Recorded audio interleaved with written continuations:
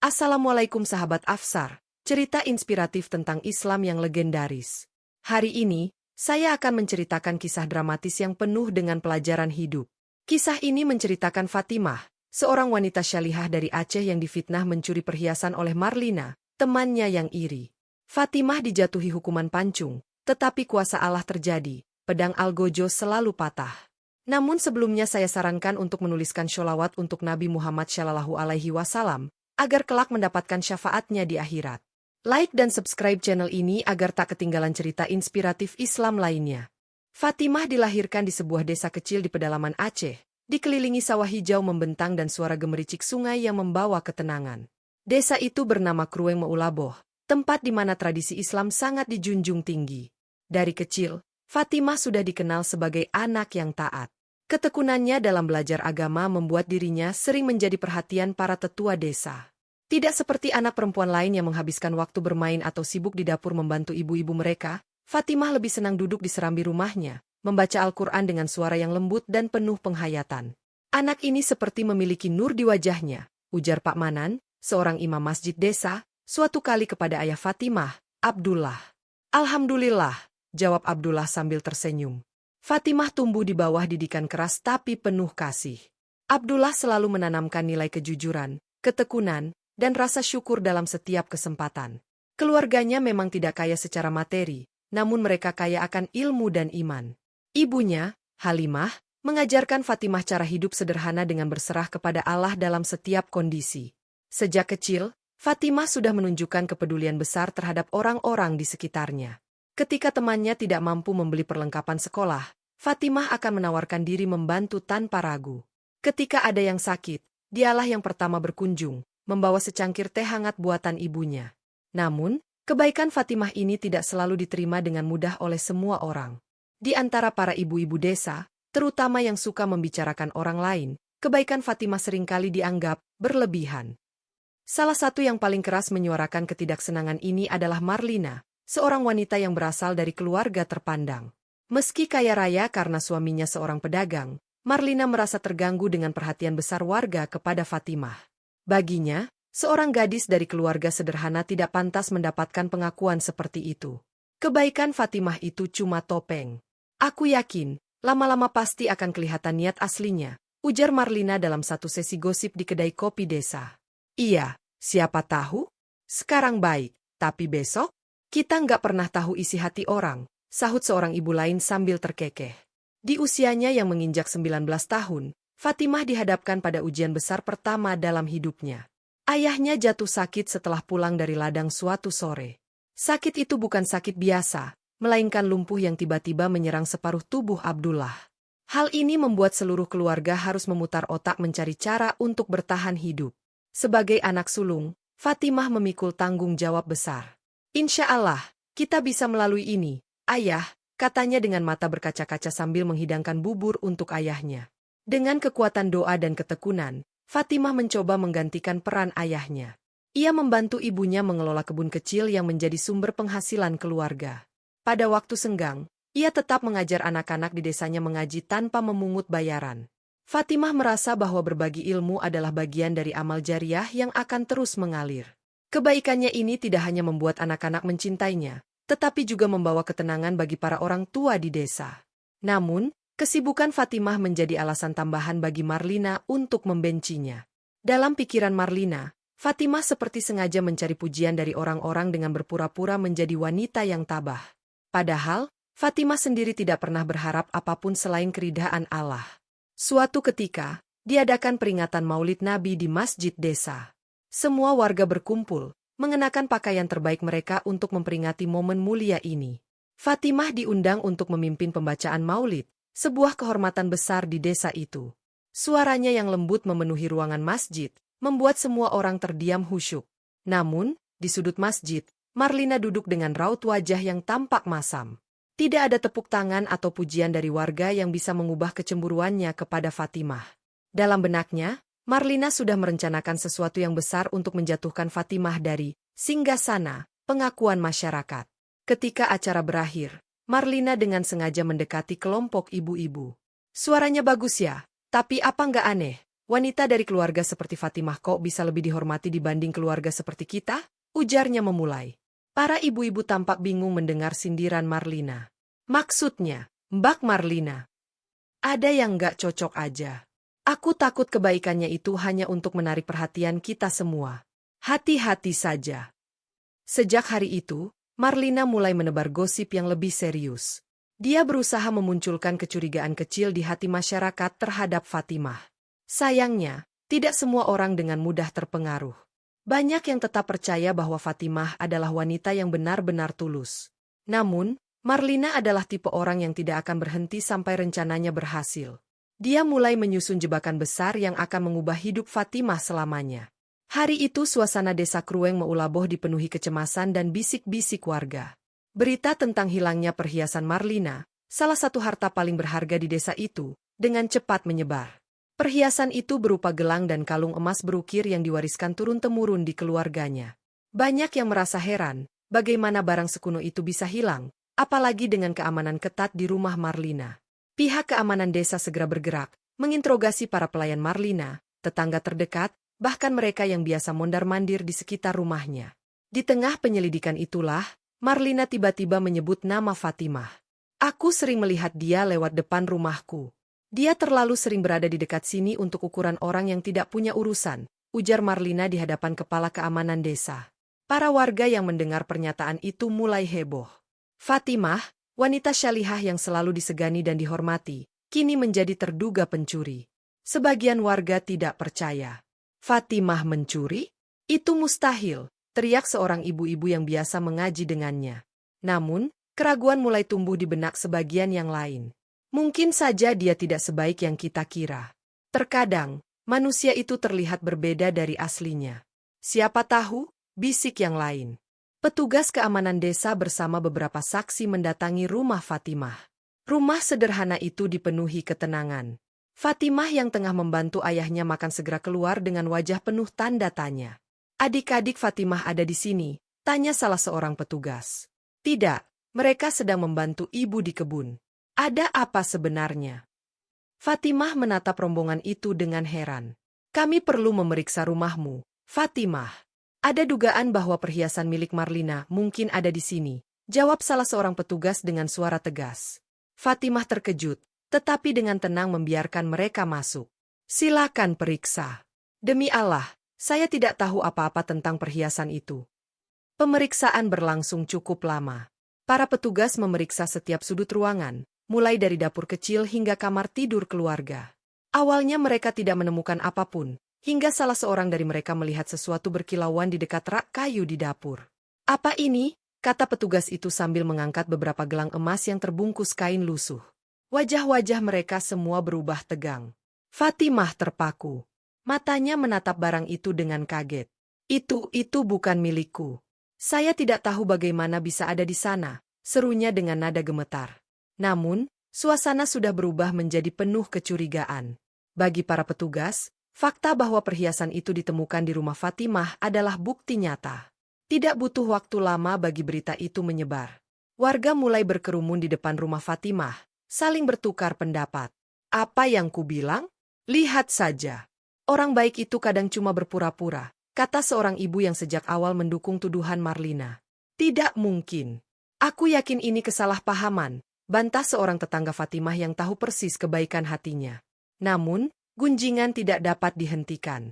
Beberapa warga mulai menyingkirkan diri dari keluarga Fatimah, seolah takut tertular aib. Bahkan teman-teman terdekat Fatimah pun ragu untuk membelanya. Mereka memilih untuk diam dan mengamati dari jauh, tanpa memberi dukungan atau menyalahkan. Hari berikutnya, Fatimah diarak ke balai desa. Wajahnya tampak lelah, tetapi dia tetap mencoba menenangkan hatinya dengan zikir dalam hati. Di depan kepala desa, Marlina kembali menuduhnya dengan nada yang lebih lantang. Barang buktinya sudah jelas. Apalagi yang perlu diperiksa? Marlina bersikeras sambil melirik warga yang menyaksikan. Ketua desa menghela napas berat. Sebagai orang yang mengenal keluarga Fatimah, hatinya sebenarnya penuh keraguan. Namun, fakta bahwa barang-barang curian ditemukan di rumahnya sulit untuk diabaikan. Fatimah maju ke depan dan bersumpah dengan mata berkaca-kaca. Demi Allah, saya tidak mencuri apapun. Saya tidak pernah melihat barang-barang itu sebelumnya. Saya tidak tahu siapa yang meletakkannya di rumah saya. Namun, Marlina tidak peduli. Sudah jelas dia pelakunya. Dia berusaha bersandiwara seperti biasanya, tetapi Allah telah menunjukkan kebenaran. Dia pura-pura menjadi orang baik, tapi nyatanya adalah seorang pencuri. Marlina berteriak dengan penuh amarah. Para warga yang tadinya diam mulai terpengaruh. Beberapa mengangguk setuju, meski ada pula yang menunduk, tampak tidak yakin. Ketua desa memutuskan untuk mengambil langkah cepat. Berdasarkan kebiasaan hukum adat, pencurian besar seperti ini adalah pelanggaran yang harus dihukum berat. Dan dalam kondisi di mana bukti sudah ada, tidak banyak ruang untuk pembelaan. Fatimah, kamu dijatuhi hukuman mati melalui eksekusi pancung, kata ketua desa dengan suara pelan, tetapi tegas. Ruangan balai desa terdiam seketika. Beberapa orang terisak, sementara yang lain terkejut hingga tidak bisa berkata-kata. Fatimah terduduk lemas, tetapi hanya dalam hitungan detik, ia kembali bangkit. Jika ini keputusan kalian, maka saya menerimanya. Namun, Allah adalah hakim yang sesungguhnya. Saya yakin dia akan menunjukkan yang benar dan yang salah, katanya dengan tenang, meski wajahnya memucat. Hari eksekusi ditetapkan 3 hari kemudian. Waktu yang singkat, tetapi cukup bagi warga untuk menyaksikan drama ini menjadi semakin intens. Marlina sibuk merayakan keadilan yang menurutnya telah ditegakkan. Dia terus menyebarkan cerita-cerita buruk tentang Fatimah, meyakinkan siapa saja bahwa semua kebaikannya selama ini hanyalah kepalsuan belaka. Sementara itu, keluarga Fatimah berada dalam penderitaan yang mendalam. Ibunya, Halimah, tidak bisa berhenti menangis sejak vonis dijatuhkan.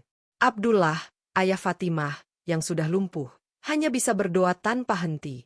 Di malam hari, Fatimah berusaha menguatkan hatinya. Ia berdoa dengan penuh keikhlasan, menyerahkan semua ke tangan Allah. Ya Allah, aku tahu Engkau Maha Tahu atas segalanya. Jika aku bersalah, maka biarlah Engkau menghukumku di dunia dan akhirat.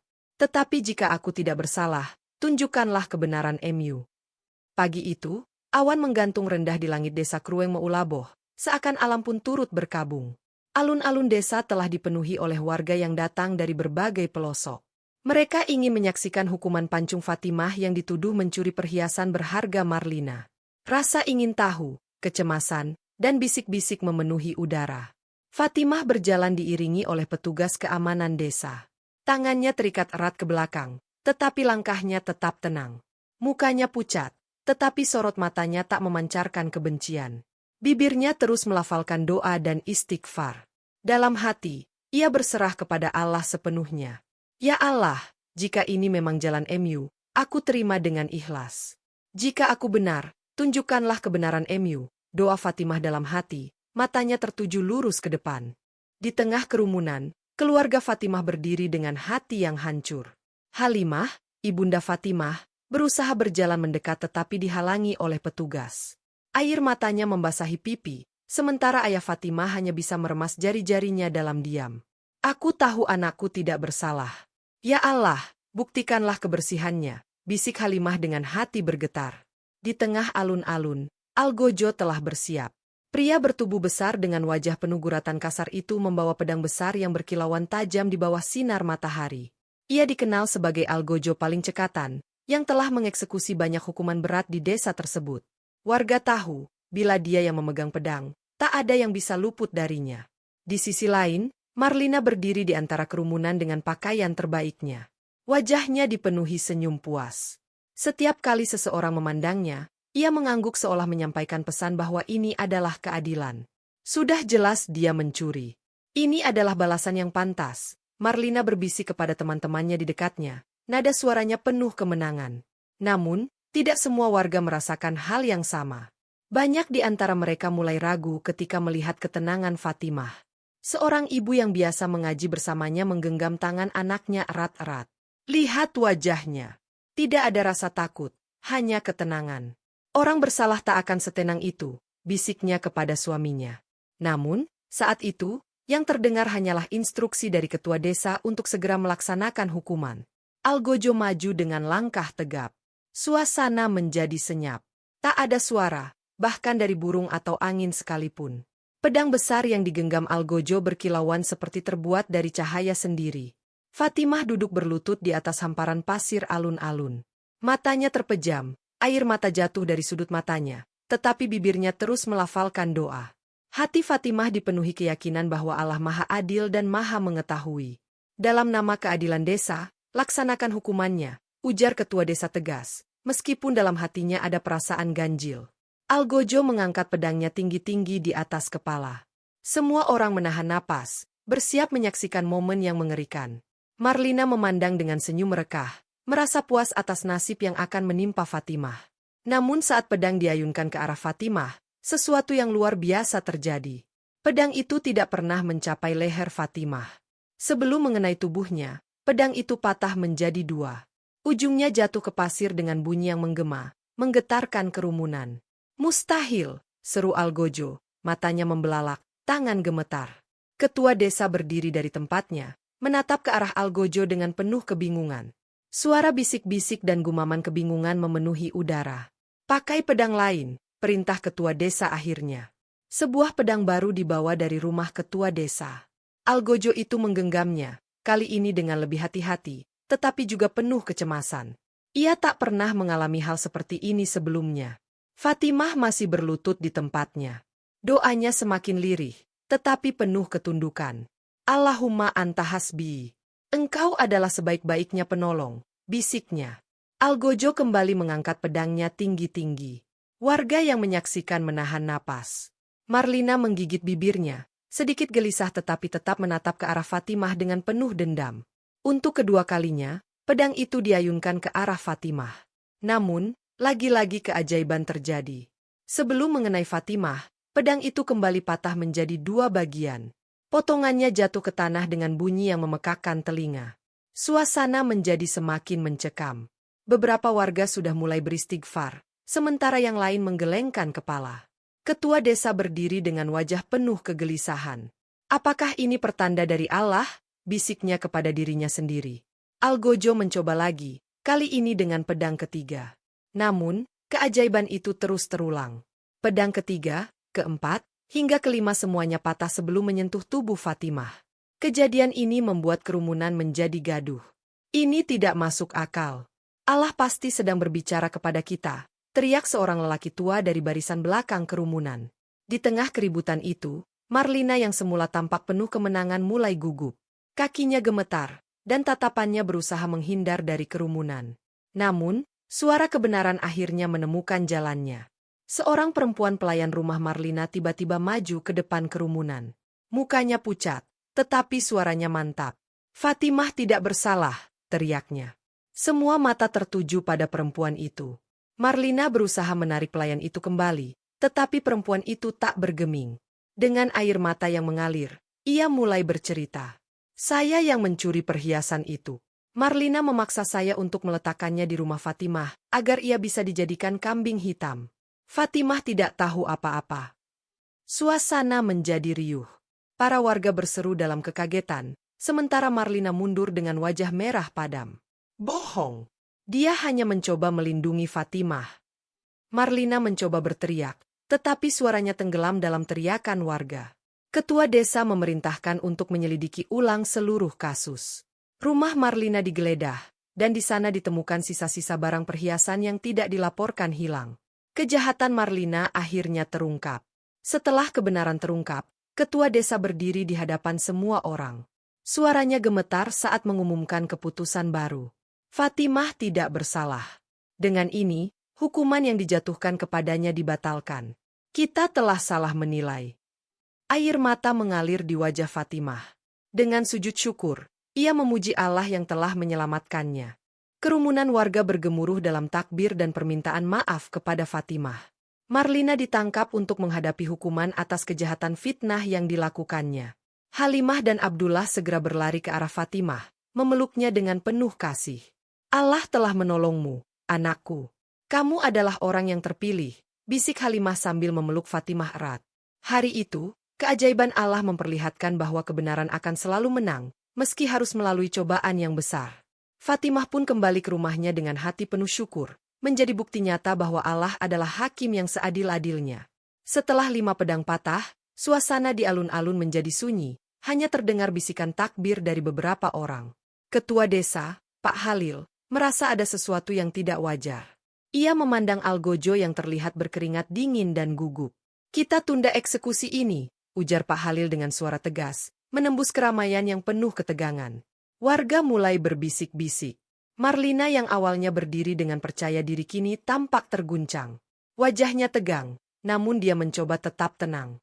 Dia tahu jika penyelidikan dilanjutkan, rahasianya bisa terbongkar.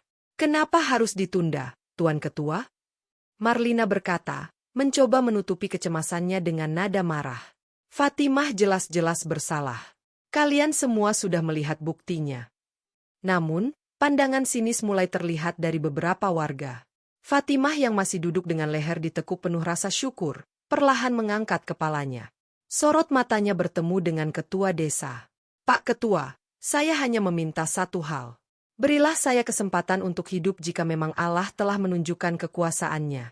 Jika memang masih ada bukti yang mengarah pada saya, maka saya rela menerima takdir saya," kata Fatimah dengan suara pelan namun mantap. Perintah dikeluarkan. Fatimah dikembalikan ke rumah tahanan desa sementara kasusnya dibuka kembali. Marlina tidak bisa menyembunyikan ketakutannya. Dalam dadanya, jantungnya berdetak kencang. Malam itu, di rumah Pak Halil, tim keamanan desa berkumpul. Mereka mulai mengumpulkan informasi ulang tentang kejadian itu. Ketua desa ingin mengunjungi rumah Marlina, namun ia tahu langkah itu harus hati-hati. Mulai dengan orang-orang terdekatnya. "Cari tahu jika ada yang merasa ada kejanggalan dengan laporan atau bukti yang disampaikan Marlina," ujar Pak Halil kepada ajudannya. Tim memutuskan untuk menemui pelayan rumah Marlina keesokan paginya. Pelayan itu, seorang perempuan bernama Shiva, adalah gadis desa biasa yang bekerja untuk Marlina selama 3 tahun terakhir. Saat Shiva didatangi, ia tampak gugup. Tangannya gemetar saat menggenggam sapu yang dipegangnya. Wajahnya memucat saat salah satu petugas menyebut nama Fatimah. "Kami tahu, ada sesuatu yang kau ketahui. Jangan takut untuk berkata jujur. Hanya kebenaran yang akan menyelamatkan," bujuk salah satu petugas dengan nada lembut. Awalnya, Shiva mencoba mengelak. Ia takut Marlina akan membalas dendam jika ia berkata yang sebenarnya. Namun, setelah diyakinkan bahwa ia akan dilindungi oleh aparat desa, ia akhirnya berbicara dengan suara bergetar. "Fatimah tidak bersalah," katanya sambil menangis. "Nyonya Marlina yang memerintahku. Dia memintaku menaruh sebagian perhiasan yang hilang di dekat rumah Fatimah." Ruang itu menjadi senyap seketika. Ketua desa membungkuk sedikit ke depan, menatap Shiva dengan tajam. "Kenapa dia melakukan itu? Apa alasannya?" tanya Pak Halil. Shiva menghapus air mata dari wajahnya sebelum menjawab. "Nyonya Marlina bilang dia iri pada Fatimah. Dia merasa Fatimah terlalu sempurna di mata warga desa. Nyonya Marlina mengatakan jika Fatimah terlalu dipuji, maka dia akan kehilangan perhatian dari semua orang." Kesaksian Shiva membuat para petugas menghela napas panjang. Ada amarah di hati mereka, terutama karena seorang wanita syalihah seperti Fatimah harus menanggung kesedihan begitu mendalam hanya karena iri hati seseorang. Keesokan harinya, Pak Halil memanggil Marlina untuk menghadap di rumah balai desa. Marlina mencoba berlagak tenang, tetapi tatapannya menunjukkan kegelisahan.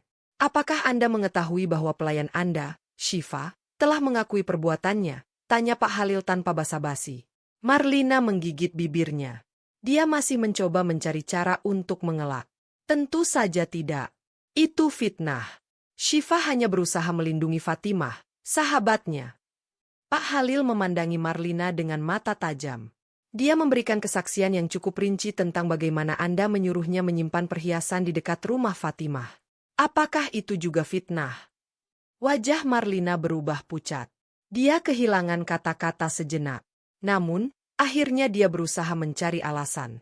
"Pak Ketua, saya hanya ingin mengajarkan Fatimah bahwa dia tidak sesempurna yang orang pikirkan," kata Marlina akhirnya, suara memelan. Jawabannya membuat suasana menjadi tegang. "Mengajarkan?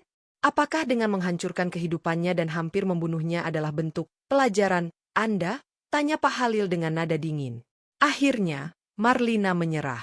Dengan suara gemetar dan air mata mulai mengalir, dia mengakui semuanya. Dari rasa irinya terhadap Fatimah, bagaimana dia menyuruh Shiva menyembunyikan barang bukti, hingga usahanya menyebarkan cerita palsu. Berita tentang pengakuan Marlina menyebar cepat ke seluruh desa. Pada malam harinya, sebuah pertemuan besar digelar di balai desa, dihadiri oleh seluruh warga. Marlina diminta memberikan pengakuannya di depan umum. Marlina berdiri di tengah balai desa, di bawah tatapan ratusan pasang mata. Dia mencoba berbicara, tetapi suaranya tersangkut di tenggorokannya. Melihat wajah-wajah yang memandangnya penuh kekecewaan membuatnya semakin tertekan. Aku mengaku salah, katanya akhirnya, suara tersendat-sendat. Aku iri kepada Fatimah. Aku merasa dia selalu mendapat perhatian lebih dari siapapun, sementara aku tidak. Karena itu, aku memutuskan untuk menjebaknya. Aku tahu aku salah, dan aku siap menerima hukuman. Kerumunan bergumam pelan. Beberapa warga tidak dapat menyembunyikan rasa jijik mereka atas tindakan Marlina, sementara yang lain terlihat bersyukur karena kebenaran akhirnya terungkap. Ketua desa berdiri. Fatimah adalah korban dari kejahatan yang besar. Allah telah menunjukkan kekuasaannya kepada kita, membuktikan kebersihannya. Maka dari itu, keesokan harinya, Fatimah resmi dibebaskan dari tahanan. Para warga berkumpul untuk menyambutnya. Beberapa di antara mereka bahkan menangis, memohon maaf karena telah percaya pada kebohongan Marlina. Halimah dan Abdullah, orang tua Fatimah, memeluk putri mereka erat-erat. Wajah mereka bercahaya dengan rasa syukur. Kau telah melewati ujian besar, anakku. Kau telah membuktikan bahwa keimananmu lebih kuat dari apapun, kata Abdullah sambil mengusap rambut Fatimah. Fatimah tersenyum lemah, air mata menetes dari matanya. Allah tidak pernah meninggalkan hambanya yang berserah diri. Aku hanya seorang manusia biasa yang lemah. Semua ini adalah kehendaknya. Marlina pun menjalani hukuman yang setimpal atas fitnahnya. Ia diminta untuk meminta maaf secara resmi kepada Fatimah dan harus menjalani hukuman kerja sosial untuk menebus perbuatannya. Meski begitu, hati warga sudah terlanjur berat menerima Marlina kembali. Sementara itu, Fatimah perlahan kembali menjalani kehidupannya. Namun, namanya kini lebih harum dari sebelumnya. Warga desa menghormatinya bukan hanya sebagai wanita syalihah, tetapi juga sebagai contoh hidup dari kekuasaan Allah. Kebenaran akan selalu menang, meskipun jalan menuju itu penuh liku-liku. Hari setelah pembebasannya, Fatimah kembali ke rumahnya yang sederhana. Ketika dia tiba, suasana desa berubah total. Tempat yang dulu dipenuhi bisikan penuh kecurigaan tentang dirinya kini menyambutnya dengan keramahan dan doa.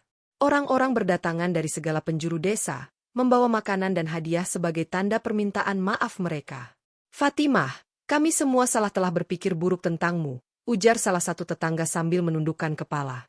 Kami telah tertipu oleh fitnah, dan kami memohon ampunan darimu. Fatimah hanya tersenyum lembut, meskipun hatinya penuh emosi. Dia tahu betapa menyakitkan fitnah itu, tetapi keimanan dan rasa syukurnya pada Allah membuatnya memilih memaafkan. Aku memaafkan kalian, kata Fatimah. Apa yang telah terjadi adalah rencana Allah. Jika bukan karena kejadian ini, mungkin aku tidak akan pernah menyadari betapa Allah begitu dekat dengan kita. Warga yang mendengar ucapan itu terdiam, kagum akan kebesaran hati Fatimah. Mereka melihat ketulusan dalam matanya dan merasa malu atas prasangka mereka sebelumnya. Setiap langkah Fatimah di desa kini dilihat dengan rasa hormat. Wanita yang pernah difitnah itu kini dianggap sebagai lambang kesabaran dan keimanan yang tak tergoyahkan. Bahkan, para pemuda desa sering meminta nasihat darinya ketika merasa bingung dengan kehidupan mereka. Sebaiknya aku pergi dari sini, Fatimah berkata suatu sore kepada ayahnya, Abdullah. Mereka sedang duduk di halaman rumah, menikmati angin senja yang sejuk. Aku takut keberadaanku akan terus membuat warga merasa tidak nyaman dengan dosa mereka. Biarlah aku mencari kehidupan baru di tempat lain. Ayahnya menggeleng perlahan. Tidak, anakku. Allah menempatkanmu di sini bukan tanpa alasan. Kehidupanmu menjadi teladan. Kau tidak hanya membuktikan kesucianmu, tetapi juga membawa kesadaran kepada mereka yang salah. Fatimah menghela napas panjang, hatinya bertarung antara ingin pergi dan tetap tinggal. Akhirnya, dia memutuskan untuk bertahan, tapi dengan satu tujuan, menjadikan desanya sebagai tempat yang penuh cinta dan keadilan. Suatu pagi, Marlina datang ke rumah Fatimah. Tubuhnya kurus, matanya tampak sembab karena terlalu banyak menangis. Tidak ada tanda-tanda kesombongan seperti sebelumnya. Perempuan itu tampak patah, dengan wajah yang menunjukkan penyesalan mendalam. Fatimah, Marlina berkata pelan, suaranya hampir berbisik. Aku datang untuk memohon maaf. Apa yang kulakukan padamu adalah dosa terbesar dalam hidupku. Aku telah menghancurkan hidupmu hanya karena iri hati yang tidak berarti. Fatimah menatap Marlina dengan tatapan penuh kasih. Dia tahu Marlina telah menjalani hukuman sosial, bekerja membersihkan jalan dan ladang desa sebagai bagian dari hukumannya. Hati Fatimah tergerak oleh kondisi Marlina, tetapi bukan dengan rasa puas melainkan iba. Aku memaafkanmu, Marlina, ujar Fatimah tanpa ragu sedikitpun. Marlina tidak bisa menahan tangisnya. Dia bersimpuh di depan Fatimah. Bagaimana bisa kau memaafkanku setelah semua yang terjadi? Fatimah tersenyum, meskipun matanya juga basah oleh air mata. Karena Allah telah menunjukkan bahwa memaafkan itu lebih ringan daripada membawa beban dendam. Hati yang ikhlas akan membuat kita lebih dekat kepadanya. Sejak saat itu, hubungan mereka berubah. Marlina berusaha untuk menebus kesalahannya dengan membantu Fatimah di ladang dan di kegiatan desa. Warga desa yang tadinya enggan berdekatan dengan Marlina mulai membuka hati karena melihat usaha kerasnya untuk berubah. Kisah Fatimah dan kejadian yang terjadi di alun-alun menjadi bahan pembicaraan yang hangat di desa selama bertahun-tahun. Para orang tua menjadikannya pelajaran untuk anak-anak mereka, sementara para pemimpin desa belajar untuk lebih bijaksana dan teliti dalam mengambil keputusan. Bahkan, setelah kejadian itu, kebiasaan mendatangi pengadilan desa mulai berubah. Warga sekarang lebih berhati-hati sebelum menuduh seseorang tanpa bukti yang jelas. Pak Halil sendiri membuat kebijakan baru untuk membentuk tim penyelidikan yang lebih profesional di desa agar kejadian serupa tidak terulang. Semua orang berhak mendapatkan keadilan, tidak peduli apapun statusnya, kata Pak Halil dalam sebuah pertemuan desa. Kepercayaan pada sistem hukum adat meningkat, dan warga merasa lebih aman dalam menyampaikan keluhan mereka. Semua ini adalah hasil dari keteguhan hati Fatimah. Lambat laun, kisah Fatimah menyebar hingga ke desa-desa tetangga. Nama Fatimah sering disebut dalam khotbah Jumat, menjadi inspirasi tentang kekuatan iman dan ketulusan hati. Bahkan, beberapa orang dari desa tetangga datang untuk bertemu langsung dengan Fatimah, mencari bimbingan atau hanya ingin mendengar ceritanya secara langsung. Sungguh Allah telah memberkahi desa ini dengan keberadaan Fatimah, kata seorang ibu dari desa sebelah. Fatimah merasa malu ketika dipuji, tetapi dia tidak menyangkal bahwa Allah telah memberikan hikmah besar di balik cobaan yang dia alami. Dia merasa semakin dekat dengan Tuhannya. Fatimah kini menghabiskan hari-harinya dengan mengajari anak-anak membaca Al-Quran di surau desa. Setiap pagi, suara tadarus memenuhi udara desa, membuat tempat itu terasa lebih damai dari sebelumnya. Fatimah juga terlibat dalam kegiatan sosial, membantu keluarga-keluarga miskin yang membutuhkan bantuan. Fatimah, kau adalah pahlawan kita, kata seorang warga suatu hari. Fatimah hanya tersenyum kecil. Aku bukan pahlawan. Semua ini adalah karunia Allah. Apapun yang aku lakukan hanyalah wujud rasa syukurku kepadanya. Pada suatu malam, Fatimah duduk di teras rumahnya, ditemani suara jangkrik dan sinar bulan. Dia mengingat semua yang telah terjadi dalam hidupnya. Air matanya mengalir, bukan karena sedih, tetapi karena rasa syukur yang mendalam. Ya Allah, terima kasih telah memberiku kekuatan. Terima kasih telah menunjukkan keadilan MU. Meskipun aku harus melalui jalan yang penuh luka. Aku tahu, semua ini adalah bagian dari rencana MU untuk membuatku lebih dekat dengan MU, ucap Fatimah lirih. Kisah Fatimah adalah bukti nyata bahwa Allah tidak pernah meninggalkan hambanya yang beriman. Cobaan yang dihadapinya tidak membuatnya runtuh, tetapi menjadikannya lebih kuat. Nama Fatimah tidak hanya diingat oleh warga desa, tetapi juga menjadi bagian dari cerita rakyat yang diceritakan turun-temurun. Desa itu kini dikenal sebagai desa yang pernah menyaksikan kuasa Allah secara langsung. Dan Fatimah tetap menjalani hidupnya dengan rendah hati, selalu bersyukur atas apa yang diberikan oleh Tuhannya.